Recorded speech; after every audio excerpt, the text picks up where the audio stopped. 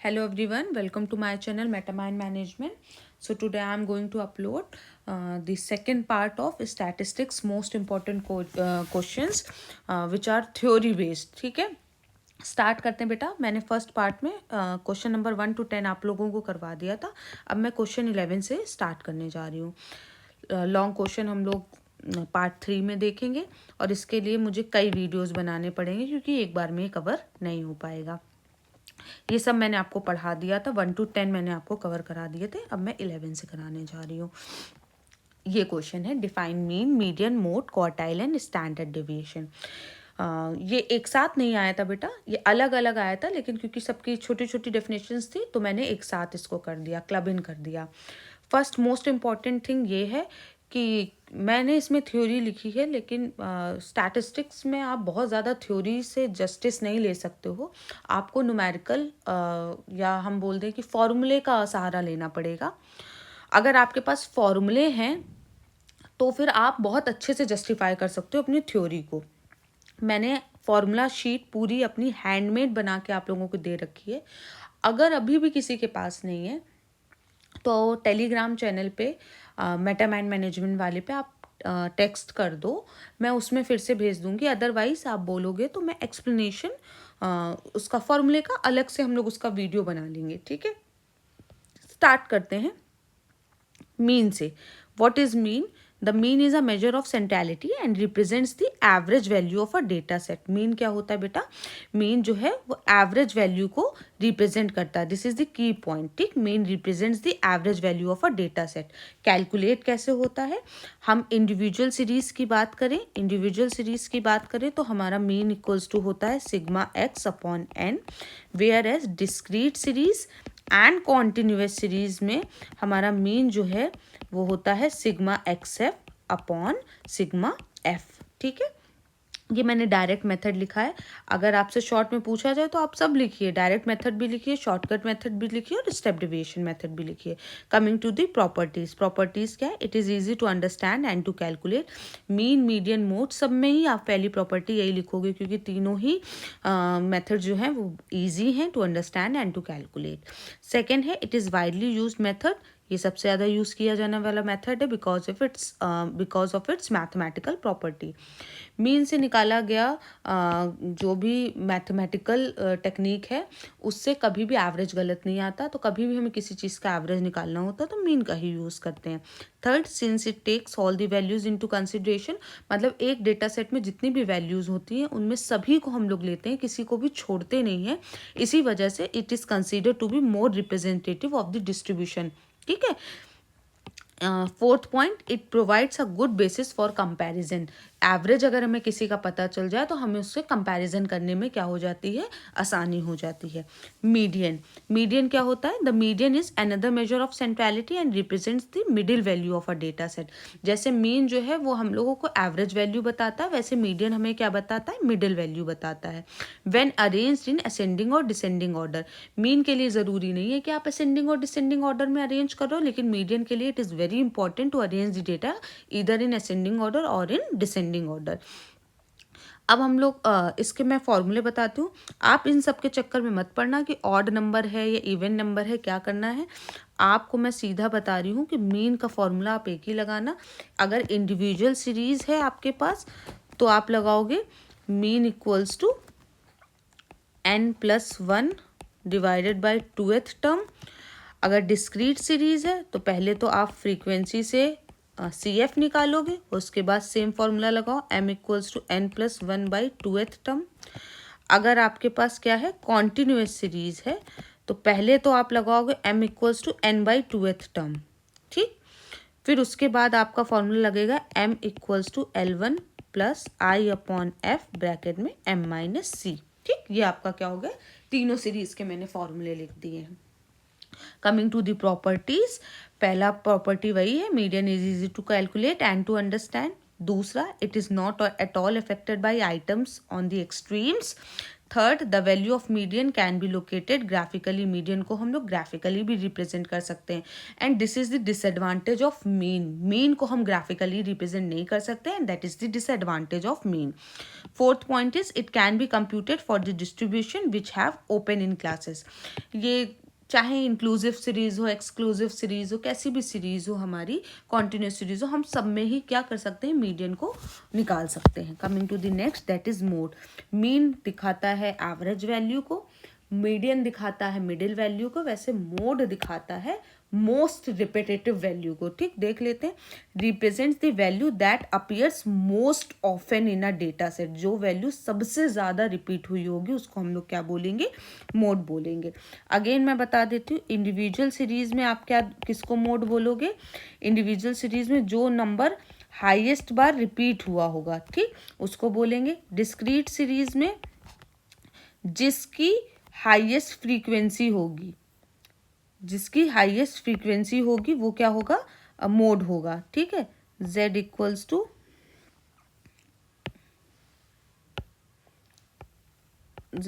To highest frequency लिख देती हूँ।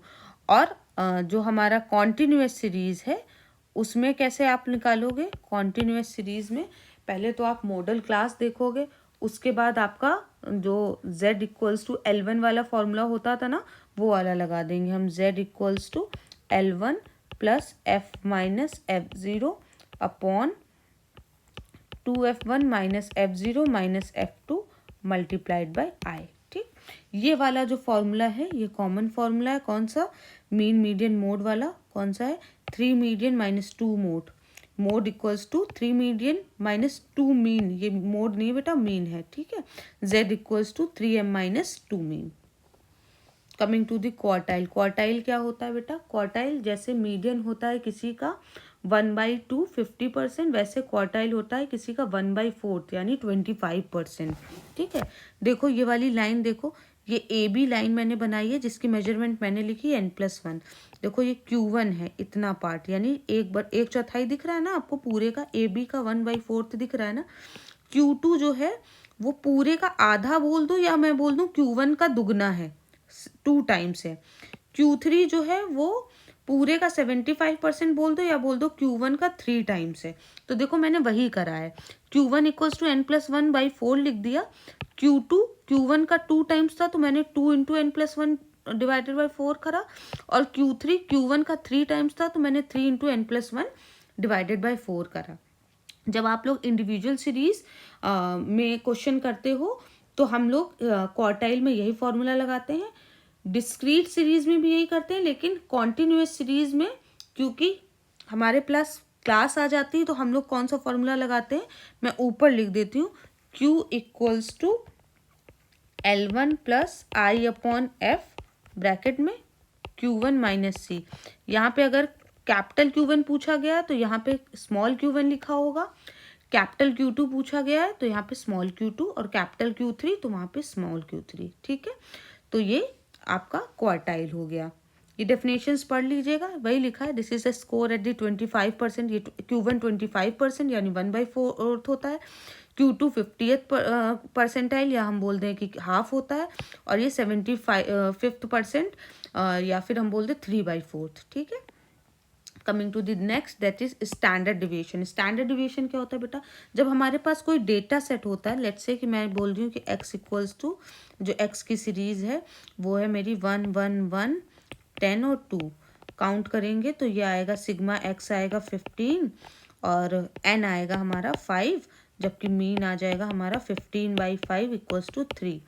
तो जब हम ये देखते हैं कि जो मीन वैल्यू है, मीन कितना आ रहा है 3, उससे पूरा डेटा सेट कितना चेंज है, कितना डेविएट कर रहा है। ठीक है, तो इस मेथड को हम लोग क्या बोलते हैं, डिस्पर्जन बोलते हैं। ठीक है, मेजर ऑफ डिस्पर्जन बोलते हैं। और मेजर ऑफ डिस्पर्जन के लिए हम लोग क्या कौन कौन से मेथड्स पढ़ते हैं, हम मीन डेविएशन पढ़ते हैं और हम स्टैंडर्ड डेविएशन पढ़ते हैं। जब हम मीन से डेविएशन निकाल रहे होते हैं, ठीक, मीन से कितना डेविएट कर रहा है उसके लिए 2 ही मेथड होते हैं, मीन डेविएशन और स्टैंडर्ड डेविएशन। उसका ये मेथड दिया हुआ है स्टैंडर्ड डेविएशन। ठीक, पढ़ते हैं क्या लिखा हुआ है, कह रहा है the standard deviation is a measure of how spread out the data is around the mean. Mean के अराउंड कितना डेटा स्प्रेड कर रहा है। ठीक है, फिर इट टेल्स अस, ये हमें बताता है how much on average individual data points deviate from the central tendency, central tendency से कितना डेटा जो है वो डेविएट कर रहा है। ठीक, इसका फॉर्मूला क्या होता है, इंडिविजुअल सीरीज के लिए तो यही होता है, standard deviation equals to under root sigma D square upon N, जबकि डिस्क्रीट और कॉन्टिन्यूस के लिए ये होता है under root sigma F D square upon sigma F. Next question, difference between the ordinal and nominal data. देखो बेटा, ordinal data वो डेटा होता है जिसमें हम रैंकिंग दे दें या हम किसी ऑर्डर में लगा दें, ठीक है। और नॉमिनल डेटा में हम ना कोई रैंकिंग दे पाते हैं और ना ही कोई ऑर्डर में लगा पाते हैं, ये डिफरेंस होता है। पढ़ लेते हैं। Ordinal data is a type of categorical data that has a meaningful order और ranking, this is the key point. जैसे एग्जाम्पल में दिया है elementary, high school, bachelors and masters, तो इसके हिसाब से हम लोग रैंकिंग कर सकते हैं ना, बोल सकते हैं कि मास्टर्स जो है फर्स्ट रैंक में है, बैचलर सेकेंड रैंक में, हाई स्कूल थर्ड रैंक में और एलिमेंट्री फोर्थ रैंक में, ठीक। लेकिन यहाँ पे जो दिया हुआ है वो दिया हुआ है नॉमिनल में रेड, ब्लू और ग्रीन। क्या आप इसको रैंकिंग कर सकते हो, एक ऑर्डर में ला सकते हो? नो। तो फिर ये कौन सा डेटा हो गया, नॉमिनल डेटा हो गया, ठीक है।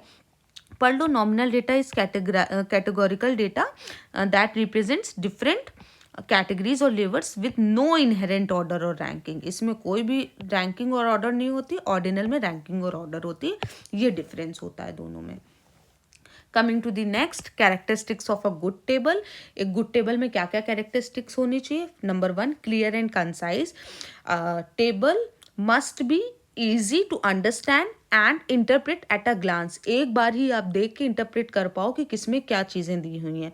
It must be well organise, data should be presented logically and consistently, इतने वेल ऑर्गेनाइज वे में उसको प्रेजेंट करना चाहिए।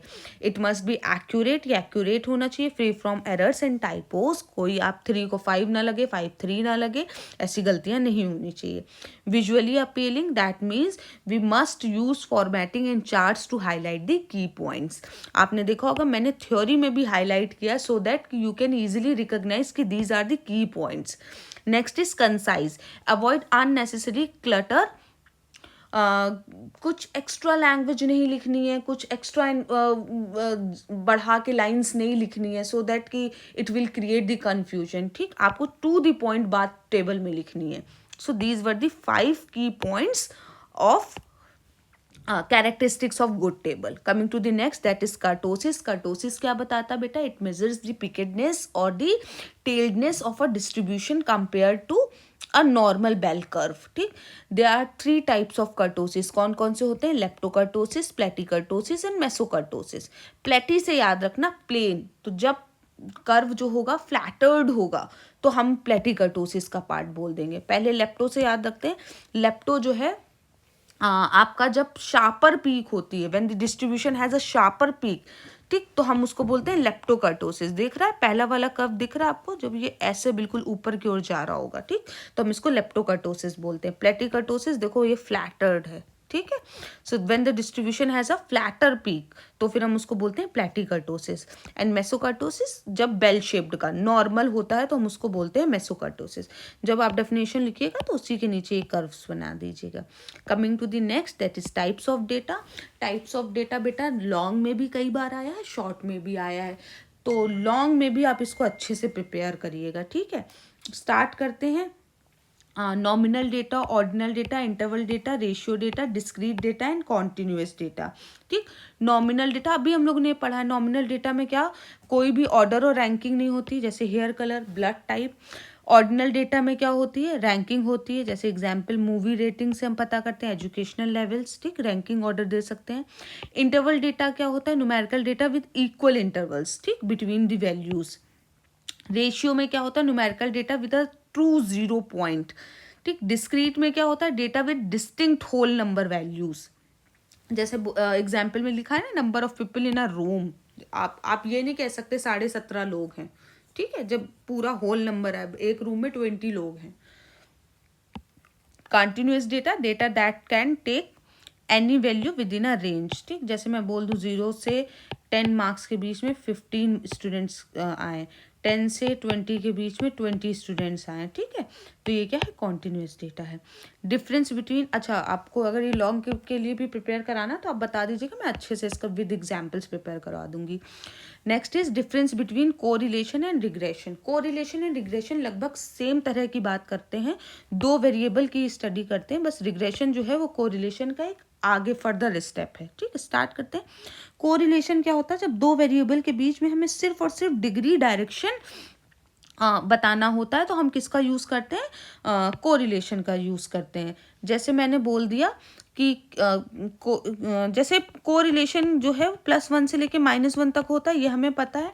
अगर मैंने बोल दिया कि किसी के बीच दो वेरिएबल का कोरिलेशन जो है वो -0.9 है, ठीक, तो आप इससे क्या सिग्निफाई करोगे, माइनस शोस कि इन दोनों के बीच में मैंने क्या बताया, डिग्री और डायरेक्शन बताता है, ठीक है।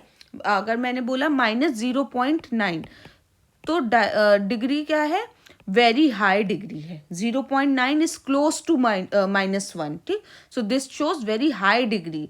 Minus shows direction, negative correlation, ठीक है। तो सिर्फ हमें इससे जब ये पता करना होता है कि डिग्री क्या है और डायरेक्शन क्या है, डिग्री में पॉजिटिव आएगा या नेगेटिव आएगा, प्लस साइन लगाए तो पॉजिटिव डिग्री है, और सॉरी डायरेक्शन प्लस होगी या माइनस होगी, यानी पॉजिटिव या माइनस निगेटिव, प्लस साइन है तो पॉजिटिव होगी, माइनस साइन है तो निगेटिव होगी। अब डिग्री कैसे पता चलेगा, प्लस अगर 0.9 है, 0.8 है तो आपको दिख रहा है कि 1 के क्लोज है, यानी वेरी हाई डिग्री में आ रहा है। 0.1 है, 0.2 है, यानी 1 से बहुत दूर है, तो ये क्या होगा, वेरी लो डिग्री होगा, ठीक है। तो इससे पता चलेगा। ये सिर्फ मैंने क्या बताया, कोरिलेशन सिर्फ इतना बताता है कि डिग्री और डायरेक्शन क्या है, इसका कॉजेशन से कोई रिलेशनशिप नहीं। कॉजेशन मतलब कि कॉज एंड इफेक्ट रिलेशनशिप नहीं बता पाएगा, ये आपको सिर्फ डिग्री और डायरेक्शन बताएगा। जब इसके एक और स्टेप आगे आप चले जाओगे, जब कॉज एंड इफेक्ट रिलेशनशिप लगने लगे दोनों वेरिएबल्स के बीच में, मतलब एक वेरिएबल की वैल्यू जो है वो गिवन हो और दूसरे वेरिएबल की वैल्यू जो है वो आपसे पूछी जाने लगे, तो आप क्या किसका यूज करोगे, रिग्रेशन का यूज करोगे। पढ़ लेते हैं। Correlation measures the strength and strength मतलब यही डिग्री, ठीक, it measures the strength and direction of a linear relationship between two variables. It does not imply causation, ठीक। regression देख लेते हैं। models the relationship between a dependent variable and one or more independent variable, ठीक। it can be used to predict the value of the dependent variable based on the values of the independent variable। यही मैंने आपको बताया था, ठीक है। Formula देख लो, r equals to sigma dx into D Y upon n into standard deviation of x into standard deviation of y। Regression में दो लाइंस होती है, एक एक्स ऑन वाई होता है और दूसरा वाई ऑन एक्स होता है। एक्स ऑन वाई का फॉर्मूला ये होता है, X minus mean equals to R into standard deviation of X upon standard deviation of Y, Y minus mean, और ये वाई ऑन एक्स का फॉर्मूला होता है। फॉर्मूला को यू कैन नॉट इग्नोर। अगर आप सिर्फ और सिर्फ ये लिख देते हो तो आपको हाफ ही मार्क्स मिलेंगे अगर आपने विदाउट फॉर्मूला ऐसा कर दिया, ठीक। इसके और भी फॉर्मूला, रिग्रेशन और कोरिलेशन, रिग्रेशन और कोरिलेशन विदाउट फॉर्मूला आप जस्टिफाई कर ही नहीं पाओगे। आप बोलोगे तो वही मैं अगेन बोलूँगी, फॉर्मूला शीट हम लोग दोबारा से डिस्कस कर लेंगे। लगभग 20 पेजेस की मैंने फॉर्मूला शीट आपको दी थी। Coming to the next question, that is Bayes theorem. Bayes theorem मैं थोड़ा सा आपको बस हाईलाइट दे देती हूँ, बिना न्यूमेरिकल के अगेन ये नहीं समझ में आएगा इतना ज़्यादा, लेकिन फिर भी मैं पूरी ट्राई करूँगी। बेस थ्योरम में क्या होता है बेटा, जब हमें एक चीज़, एक कंडीशन पहले से पता हुई होती है और दूसरी में हमें प्रिडिक्ट करना होता है, ठीक। जैसे मैं बोल दूँ कि एक फैक्ट्री है, उस फैक्ट्री में दो मशीन है, मशीन ए है और मशीन बी है।